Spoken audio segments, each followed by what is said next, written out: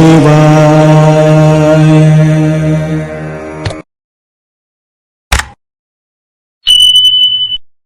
అందరికీ నమస్కారం అండి. నేను మీ రాధిక. ప్రతిరోజు నేను పెట్టే వీడియోస్ చూస్తూ నాకు ఎంతో సపోర్ట్ చేస్తున్న మీ అందరికీ కూడా థ్యాంక్ యూ సో మచ్ అండి. ఈరోజు వీడియో ఏంటంటే కార్తీక పౌర్ణమి సందర్భంగా మా శివాలయంలో ఉదయాన్నే అభిషేకాలు, అర్చనలు, పూజలు చాలా చాలా బాగా జరిగాయండి. అంతేకాకుండా కార్తీక పౌర్ణమి సందర్భంగా సాయంత్రం శివాలయంలో జ్వాలా తోరణం, కార్తీక దీపోత్సవం కూడా చాలా బాగా చేశారు. ఈ కార్యక్రమాలన్నింటిలో కూడా చాలామంది భక్తులు పాల్గొన్నారు. వీటన్నింటినీ కూడా ఈరోజు మనం వీడియోలో చూసేద్దామా? ఈ వీడియో మీకు నచ్చితే తప్పకుండా లైక్ చేయండి, షేర్ చేయండి. ఫ్రీ టైం రాధిక యూట్యూబ్ ఛానల్ని సబ్స్క్రైబ్ చేయండి. కార్తీక మాసం చాలా పవిత్రమైన మాసం. కార్తీక మాసం శివకేశవులకు చాలా ప్రీతికరమైనదండి. శివుడు ఆజ్ఞ లేనిదే చీమైనా కుట్టదు అంటారు కదా. శివుడు అభిషేక ప్రియుడు. చిన్న అభిషేకానికి కూడా పొంగిపోయి అనుగ్రహిస్తాడు. అందుకే కార్తీక మాసంలో కార్తీక పౌర్ణమి రోజు, కార్తీక సోమవారం నాడు కూడా ఎప్పుడు కూడా శివుణ్ణి చాలా రకాలైనటువంటి ద్రవ్యాలతో చాలా బాగా అభిషేకాలు చేస్తూ ఉంటారండి. శివుడు ఒక్కొక్క ద్రవ్యంతో అభిషేకం చేయటం వల్ల ఒక్కొక్క ఫలితం కలుగుతుంది. సాయంత్రం మాకు దీపోత్సవం కూడా ఉంది కాబట్టి కార్తీక పౌర్ణమి రోజు ఆ రోజు గుడి పూలు కడుతున్నారండి. వీళ్ళందరూ కూడా పూలమాలలతోటి గుడిని అలంకరించడానికి చక్కగా పూలు కడుతున్నారు. అందరూ కూడా కార్తీక మాసంలో కార్తీక పౌర్ణమి రోజున చక్కగా అభిషేకాలు అన్నీ పూర్తయిన తర్వాత మా పంతులు గారు అయితే శివాలయంలో శివుడిని మాత్రం చాలా అంటే చాలా చాలా బాగా అలంకరణ చేశారండి. దీపోత్సవం సందర్భంగా చక్కగా ఆ రోజు గుడి మొత్తాన్ని కూడా పూలతోటి చాలా బాగా అలంకరణ చేశారు. శివుడిని కూడా చాలా అంటే బాగా అలంకరించారండి. అభిషేకం తర్వాత అలంకరించిన శివుడికి చక్కగా స్వామి హారతి ఇస్తున్నారండి. కార్తీక మాసంలో దీపారాధన చాలా విశేషమైనదండి. దీపారాధన చేయడం వలన చాలా అంటే చాలా పుణ్యం కలుగుతుంది. కార్తీక మాసంలో పెట్టే దీపానికి చాలా విశిష్టత ఉంటుంది. కార్తీక మాసంలో నదీ స్నానం చేయడం వలన దీపాలు వెలిగించడం ద్వారా జన్మ జన్మల పాపాలు కూడా నశిస్తాయని నమ్మకమండి. సాయంత్రం జరిగే దీపోత్సవం కార్యక్రమానికి ఇక్కడ మేమందరము కూడా చక్కగా ముగ్గులతోటి ఆలయం ప్రాంగణం మొత్తం అలంకరించామండి. ఇలా రంగులతో ముగ్గులు వేసి చక్కగా దీపాలని మొత్తం ముగ్గుల్లో పేర్చామండి. ఇంకా సాయంత్రం అవ్వగానే భక్తులందరూ కూడా గుడికి చేరుకున్నారు. పౌర్ణమి గడియలు 7 గంటల వరకు ఉంటాయని చెప్పడంతో ముందుగానే 5 గంటల నుంచి కూడా గుడి మొత్తం కూడా భక్తులందరూ చక్కగా వచ్చారండి. కొంచెం కూడా ప్లేస్ ఖాళీ లేకుండా అందరూ కూడా లైన్లో చూశారు కదా ఎంత బాగా కూర్చున్నారో. ఇక్కడ మా ఆంటీ వాళ్ళందరూ కూడా లైన్లో కూర్చొని చక్కగా అందరూ కూడా 365 ఒత్తులతోటి దీపాలను అయితే చాలా బాగా వెలిగించుకున్నారండి. కార్తీక మాసంలో దీపం వెలిగించటం వలన చాలా పుణ్యం కలుగుతుందని నమ్మకం. కార్తీక మాసంలో శివుడు మరియు విష్ణువు ఇద్దరి అనుగ్రహం కూడా లభిస్తుందండి ఇలా దీపారాధన చేయడం వలన. అందుకే కార్తీక మాసం చాలా పవిత్రమైన మాసంగా అందరూ భావిస్తారు. ఎప్పుడూ పూజలు చేయని వాళ్ళు కూడా కార్తీక మాసంలో అయితే తప్పకుండా ప్రతి ఒక్కరూ కూడా ఇలా దీపాలు వెలిగించుకుంటారండి.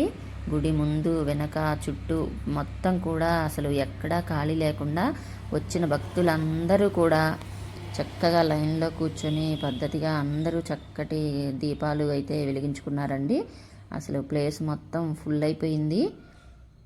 మేము వచ్చేసరికి కూడా మొత్తం గుడి అంతా ఫుల్ అయిపోయిందండి. అంతమంది భక్తులైతే వచ్చారు.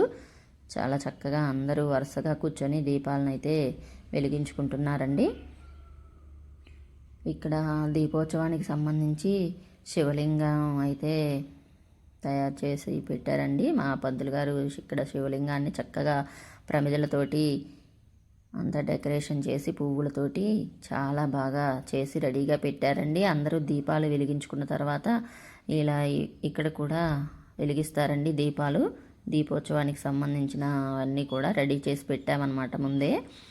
ఇక్కడ మొత్తం అసలు ఎక్కడా కూడా ఖాళీ లేకుండా కూర్చున్నారండి. మేము ముగ్గులు అన్నీ రెడీ చేసి పెట్టామండి చక్కగా దీపాలు వెలిగించడానికి. వాటి చుట్టూ కూడా వచ్చిన వాళ్ళందరూ కూర్చొని 365 ఒత్తులతోటి చక్కగా అందరూ దీపాలని వెలిగించుకున్నారండి. ఇక్కడ ధ్వజస్తంభం దగ్గర కూడా అందరూ 365 ఒత్తులు వేసి దీపాలను అయితే వెలిగించేసుకుంటున్నారు. గుడిలోకి వెళ్ళి మిగతా భక్తులందరూ కూడా స్వామివారిని దర్శనం చేసుకొని వస్తున్నారండి. ఇలా దీపం ముందు అందరూ కూర్చొని చక్కగా అష్టోత్తరాలు చదువుకుంటూ దీపాలను అయితే వెలిగించుకుంటున్నారండి. దీపం జ్యోతి పరబ్రహ్మం దీపం సర్వతమోపహం దీపేనా సాధ్యతే సర్వం దీపలక్ష్మీ నమోస్తుతే. చక్కగా శివాష్టోత్తరాలు అన్నీ చదువుకుంటూ దీపాలను అయితే వెలిగించుకుంటున్నారండి. దీపం వెలిగించటం అంటే చీకటిని తొలగించటం, అంటే అజ్ఞానాన్ని తొలగించి జ్ఞానాన్ని పొందటం. కార్తీక మాసం ఆధ్యాత్మికతకు దైవారాధనకు అత్యుత్తమమైన కాలం అండి. కార్తీక మాసంలో తులసి కోట ముందు దీపం వెలిగిస్తే గృహానికి శాంతి దైవానుగ్రహం కలుగుతాయి. ఇలా దీపాలందరూ వెలిగించుకున్న తర్వాత చక్కగా జ్వాలాతోరణం కార్యక్రమం కూడా ఉందండి. ఆ కార్యక్రమానికి కూడా సంబంధించి పంతులు గారు ఇక్కడ అమ్మవారు, శివుడి విగ్రహం, పార్వతీదేవి విగ్రహాలు, ఈ విగ్రహాలను అయితే గుళ్ళో నుంచి తెచ్చి ఇక్కడ ధ్వజస్తంభం ముందు పెట్టి పూజలు అవి చేస్తున్నారండి. వచ్చిన భక్తులందరూ కూడా చక్కగా దీపాలు వెలిగించుకున్న తర్వాత ఈ కార్యక్రమంలో అందరూ కూడా పాల్గొన్నారు. జ్వాలాతోరణం కార్యక్రమం జరిగే ముందు ఇలా అమ్మవారికి స్వామివార్లకి కూడా చక్కగా ఇక్కడ ధ్వజస్తంభం ముందు విగ్రహాలు పెట్టేసి పంతులు గారు అయితే పూజ అవి చేస్తున్నారండి. అందరూ కూడా ఆ పూజా కార్యక్రమాన్ని ఇలా చూస్తున్నారు. శివాలయంలో దీపాలు వెలిగించడం వల్ల ఇలా పాపాలు కూడా నశిస్తాయండి. విష్ణువాలయంలో దీపాలు వెలిగిస్తే ఐశ్వర్యం కలుగుతుంది.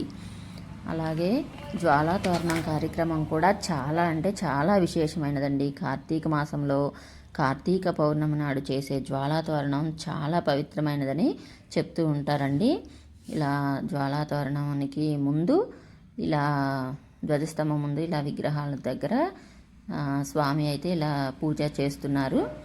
తర్వాత అందరినీ కూడా గుడి బయటికి పంపించి ఇలా జ్వాలాతోరణం వెలిగించారండి. ఇలా జ్వాలాతోరణం వెలుగుతుండగానే ఈ తోరణం కింద నుంచి అందరూ కూడా గుడిలోనికి వెళ్ళాలని పంతులు గారు చెప్పారండి.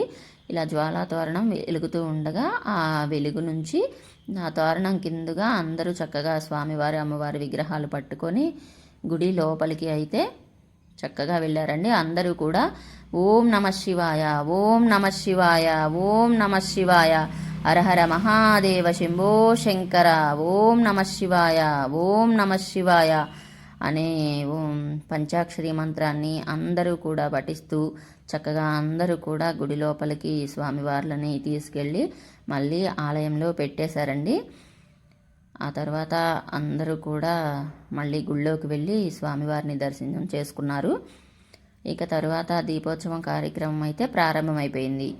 ఆ దీపోత్సవం కార్యక్రమంలో మేము ముందుగానే ఉదయం నుంచి రెడీ చేసి పెట్టామని చెప్పాను కదండి. చక్కగా దీపాలన్నీ కూడా అందరూ వరుసగా కూర్చొని ఆ దీపాలన్నింటిలో కూడా నూనె వేసి ఒత్తులు వేసి వచ్చిన భక్తులందరూ కూడా చక్కగా దీపాలందరూ వెలిగించారండి.